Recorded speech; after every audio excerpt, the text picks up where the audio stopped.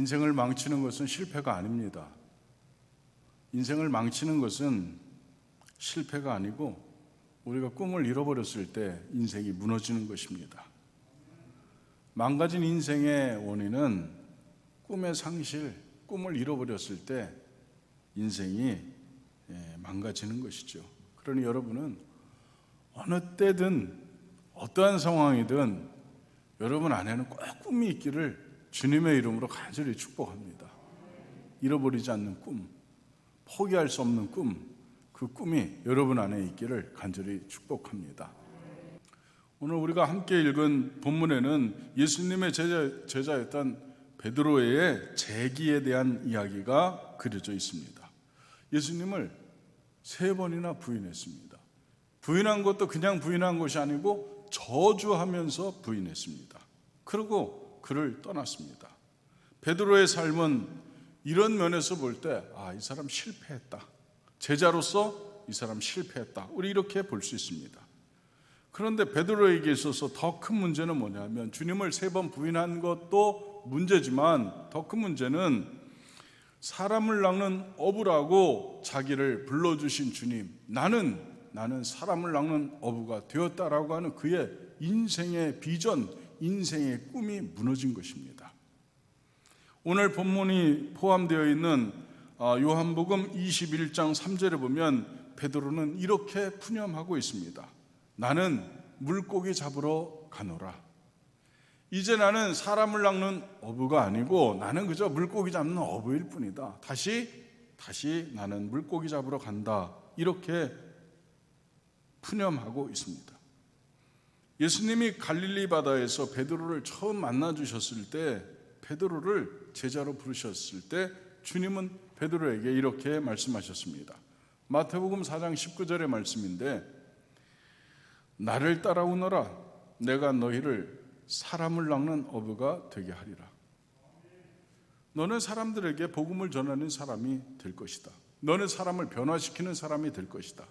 너는 사람을 하나님의 형상을 회복하는 귀중하고 소중한 일을 너는 맡을 것이다. 그래서 그 주님의 부르심 때문에 베드로는 그물을 버려두고 배를 버려두고 예수님을 따랐습니다.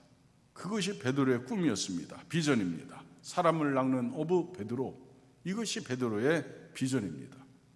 그런데 예수님 부인하고 배신하고 떠난 베드로, 지금은 나는 다시 물고기 잡으러 간다. 과거로 돌아간 것입니다.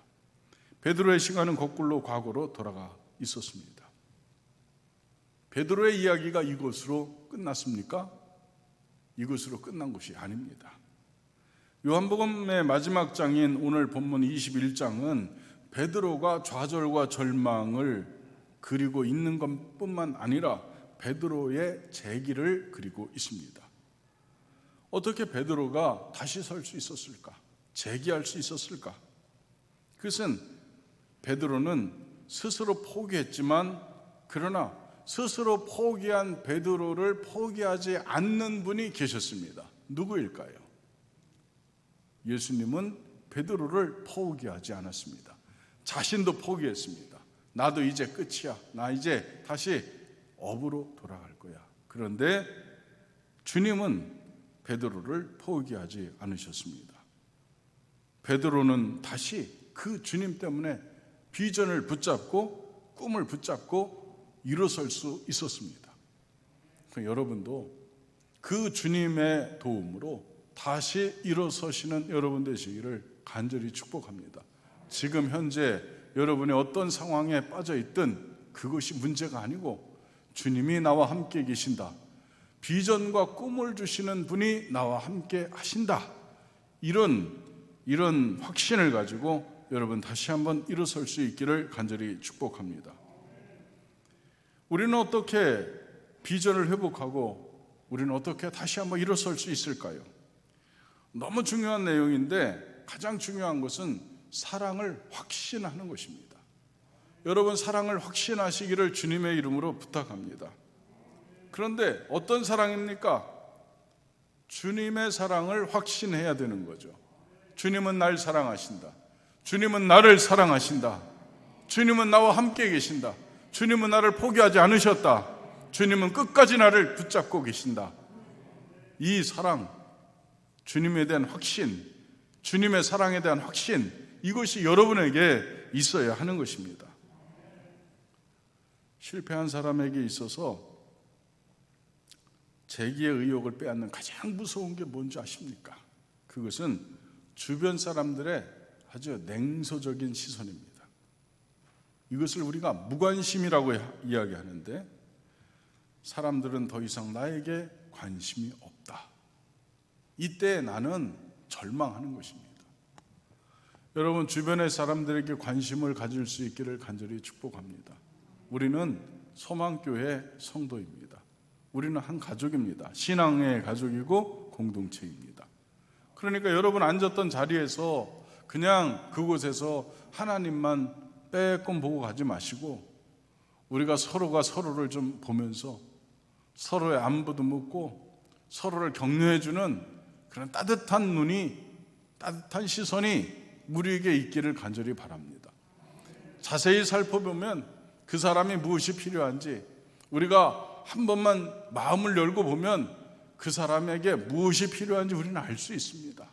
그것을 한 번씩 짚고 넘어가시기를 간절히 바랍니다.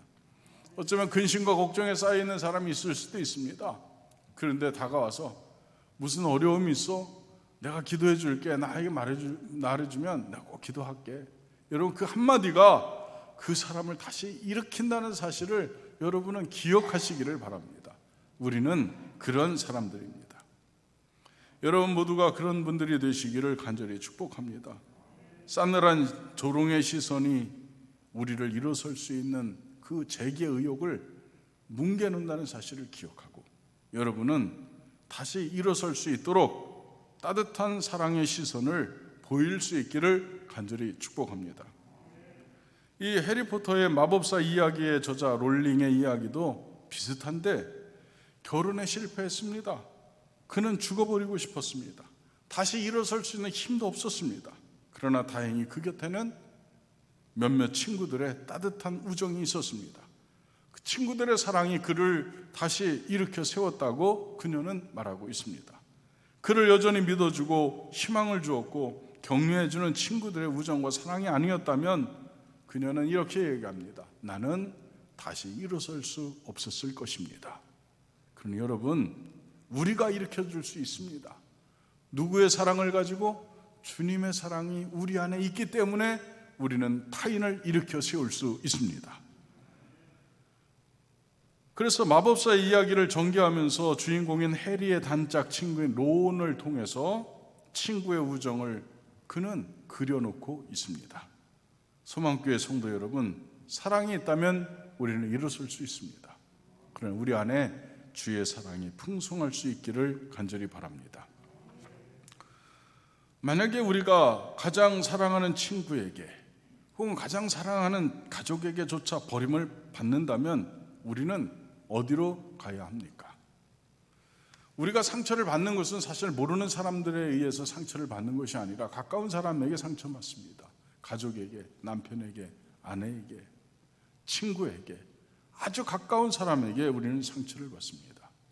그때에 최대의 사랑은 주님이심을 깨닫고 그 주님 안에서 다시 한번 승리할 수 있기를 간절히 바랍니다. 베드로는 주님마저 자신을 버렸다고 생각했습니다. 주님마저 나를 버렸어. 내가 주님을 버렸기 때문에 주님도 나를 버리셨을 거야. 아마 죄책감이 작동해서 주님 앞에 갈 면목도 없고, 그러니까 주님도 나를 버리셨을 거야. 내가 주님 버렸는데 주님도 나를 버리셨겠지. 그렇게 절망했을 때 베드로에게 어떤 사건이 일어납니까? 요한복음 21장 이 마지막 장을 읽어보면 베드로에게 놀라운 사건 두 가지가 일어납니다. 첫째는 주님이 찾아오셨습니다. 베드로가 주님을 찾아간 것이 아니고 주님께서 베드로를 찾아오셨습니다. 여러분의 인생 가운데 주님이 언제나 여러분에게 먼저 찾아가시는 줄 믿습니다. 내가 주님을 찾아간 것이 아니고 주님이 나를 찾아오십니다. 이것이 우리 주님이십니다. 언제나 그렇죠. 우리는 주님께 도망쳤는데 주님은 우리에게 다가오셨습니다. 두 번째는 베드로를 향한 사랑이 아직도 변하지 않았다는 것입니다. 변함없는 사랑을 주님께서 증명해 보이셨습니다. 말로 한 것이 아니라 행동으로 하셨습니다. 베드로를 다시 만난 주님의 장면은 이렇습니다. 주님은 바닷가에 계셨고 불을 피우셨습니다. 그리고 떡을 구웠고 생선을 구웠습니다. 맛있는 식탁을 준비해 놓고 주님은 제자들을 기다리고 있었습니다. 지금 베드로를 비롯한 7명의 제자들은 밤새 그물질을 했습니다. 한 마리도 잡지 못했습니다. 얘들아, 너희에게 고기가 있느냐? 없습니다. 그랬더니 배 오른편에 그물을 내려서 고기를 잡아라. 그물을 내렸더니 몇 마리 잡혔다고요? 153마리. 153마리의 큰 물고기가 잡혔습니다. 그래서 그것을 보면서 요한이 주님이시다 하니까 베드로가 얼른 겉옷을 입고 주님께로 물로 뛰어들어서 주님께 헤엄쳐 옵니다. 베드로의 마음속에도 미안함은 있지만, 죄책감은 있지만, 연약한 사랑이지만 주님을 아직도 사랑하는 것이죠. 그게 우리들 아닙니까? 배신한 제자를 만났을 때 주님 뭐라고 하셨을까요? 내 죄를 내가 알렸다. 주님 그렇게 하셨습니까? 야, 너 그렇게 안 봤는데 너 어쩜 사람이 그러냐? 내가 너에게 신경 쓰고 내가 너를 수제자로 삼고 내가 베드로, 야고보, 요한 특별히 너희들 셋은 꼭 데리고 다녔는데 야, 니들이 어쩌면 그럴 수 있냐, 이 나쁜 놈들아. 주님께서 이러셨습니까? 그렇지 않으셨습니다. 아무 말씀 안 하셨습니다. 한번 따져볼 만도 한데, 그런데 주님은 베드로에게 하신 첫 마디가 뭡니까? 와서 아침 먹어라. 와서 아침 먹어라. 할렐루야. 춥지? 배고프지? 힘들지? 와서 아침 먹어라. 주님의 음성입니다. 여러분에게도 이 음성은 반드시 들릴 것입니다. 우리에게 용기를 주시는 분, 우리에게 새 힘을 부어주시는 분, 우리에게 다시 한번 기회를 주시는 분, 그분의 음성이 우리에게 들릴 것입니다. 조반을 다 먹고 난 후에 예수님께서 시몬 베드로에게 말씀하십니다. 요한의 아들 시몬아, 내가 이 사람들보다 나를 더 사랑하느냐? 주님께서 밥 먹는 중에 물어보시지 않았습니다. 밥 먹는 중에 물어보셨다면 아마 베드로 얹혔을 것 같습니다. 꼭 체했을 것 같습니다. 소화불량에 걸렸을 것 같습니다. 가끔 보면 밥 차려주고 계속 옆에서 잘못했지 먹다가 잘못했어. 계속 그러면 밥 먹으라는 얘기입니까? 먹지 말라는 얘기입니까? 너는 인간아 밥 먹을 자격도 안 돼. 꼭 그 얘기로 들리는 거예요. 먹으라는 거야, 말라는 거야? 그리고 우리는 일어서는 거죠. 배는 아직 고픈데.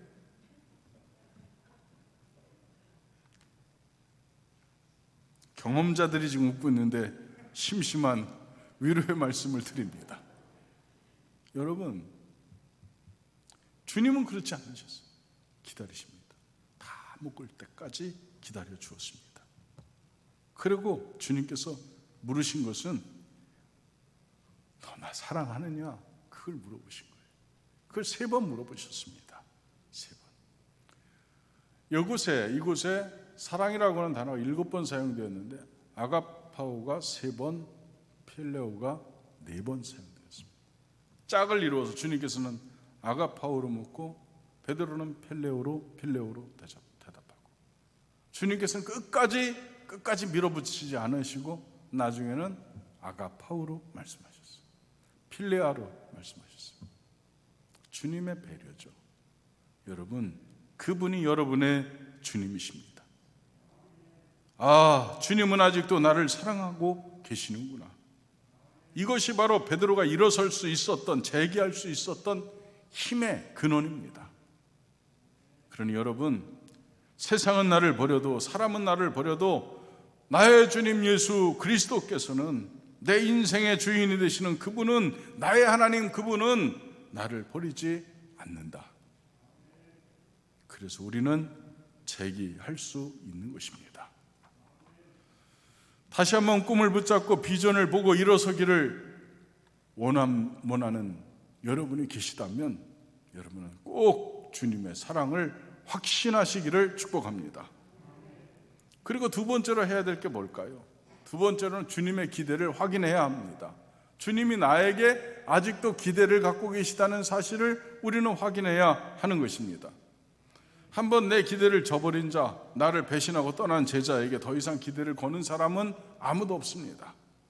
여러분도 마찬가지죠. 배신하고 떠났던 친구들, 배신한 사람들 다시 믿기가 어렵죠. 다시 믿는 사람은 바보나 믿는 거죠.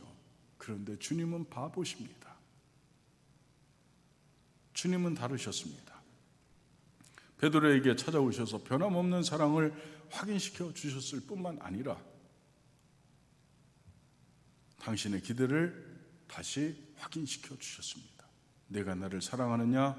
3번 물으신 후에는 주님께서 새로운 과제를 베드로에게 부여하십니다. 내 어린 양을 먹이라고, 내 양을 치라고, 내 양을 먹이라고 주님 말씀해 주셨습니다. 예수님이 베드로를 처음 만났을 때 너는 사람을 낚는 어부가 될 것이다 이렇게 말씀하셨는데, 이 두 번째 주님께서 베드로에게 말씀하실 때는 내 어린 양을 먹이라, 내 양을 치라, 내 양을 먹이라 이렇게 말씀하셨어요. 첫 번째는 전도자의 사명을 주셨는데 두 번째 사명은 목자의 사명을 주신 것입니다.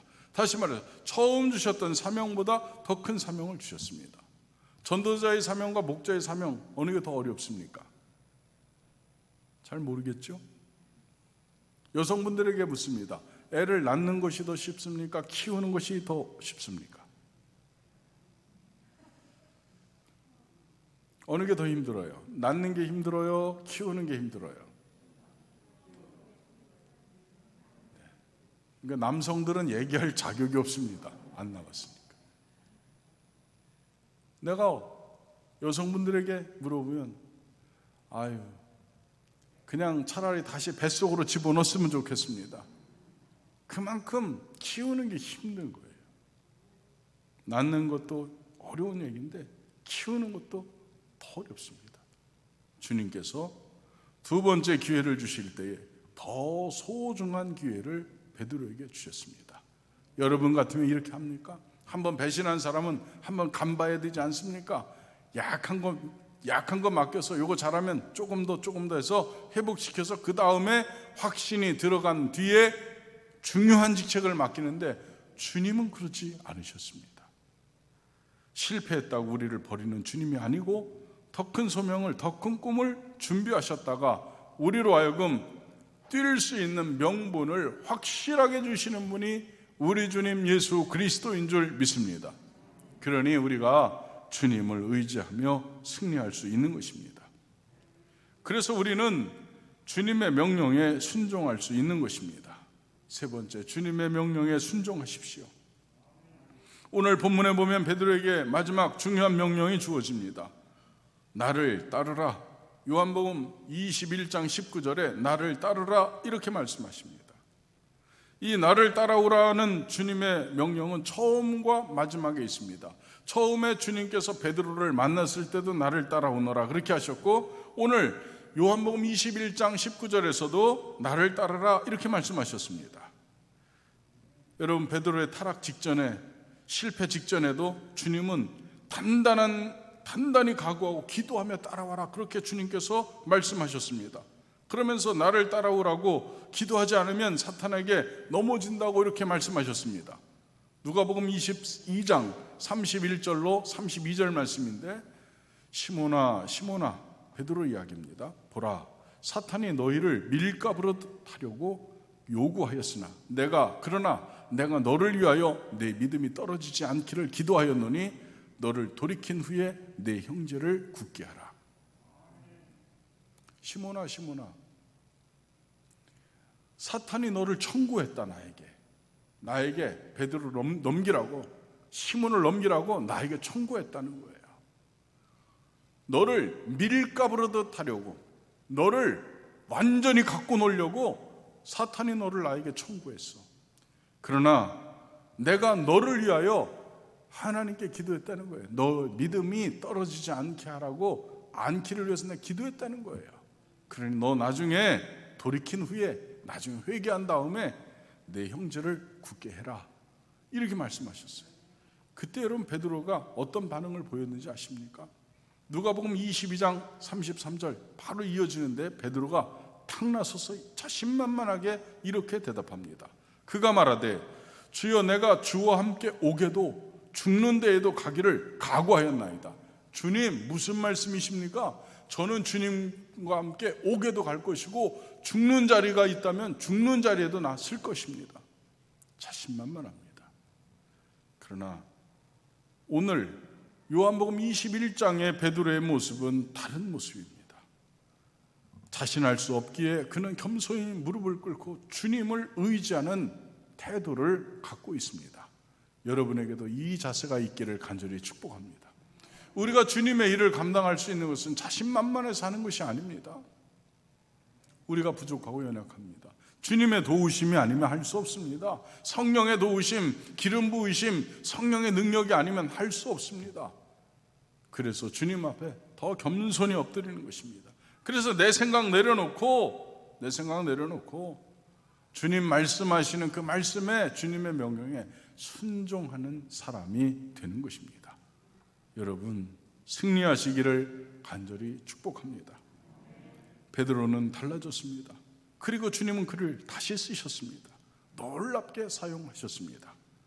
교회가 성령의 역사로 엄청난 역사가 일어날 때, 오순절 성령의 역사가 일어나는 그 중심에 쓰임받은 사람이 베드로고요.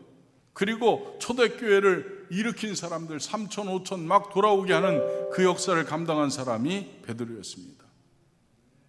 이것은 의지적 자신감을 가지고 일한 것이 아니고 주님을 의지한, 자기 연약을 알고 주님을 의지했기 때문에 성령의 능력을 힘입고 하나님의 도우심으로 그는 세상을 변화시키는 사도로 살 수 있었고, 사도로 주님 앞에 설 수 있었고, 십자가진 하나님의 귀한 종이 된 줄 믿습니다. 여러분, 혹시 꿈을 잃어버렸습니까? 삶의 좌절에 혹시 빠져 있습니까? 우리는 어떻게 우리의 꿈을 회복하고 다시 일어설 수 있겠습니까? 세 가지인데, 첫째는 주님의 사랑을 확신하십시오. 두 번째는 주님의 기대를 다시 한번 확인하십시오. 세 번째는 주님의 명령에 순종하십시오. 그러면 여러분은 다시 한번 재기할 수 있습니다. 사랑하는 소망교회 성도 여러분, 여러분의 인생 여정은 아직 끝나지 않았습니다. 우리의 인생은 아직 끝나지 않았습니다. 아직 결론 아닙니다. 여러분을 위해서 주님은 불을 피우시고 떡을 굽고 고기를 구워서 식탁을 마련하시고 와서 밥 먹어라, 우리에게 다시 한번 용기를 주실 주님께서 바로 해변에서 여러분을 기다리고 있습니다. 거친 바다에서 여러분이 나오기를 주님 기다리고 계시고, 다시 일어설 수 있도록 새 힘과 새 비전을 주실 줄 믿습니다. 승리하는 여러분 모두가 되시기를 축복합니다.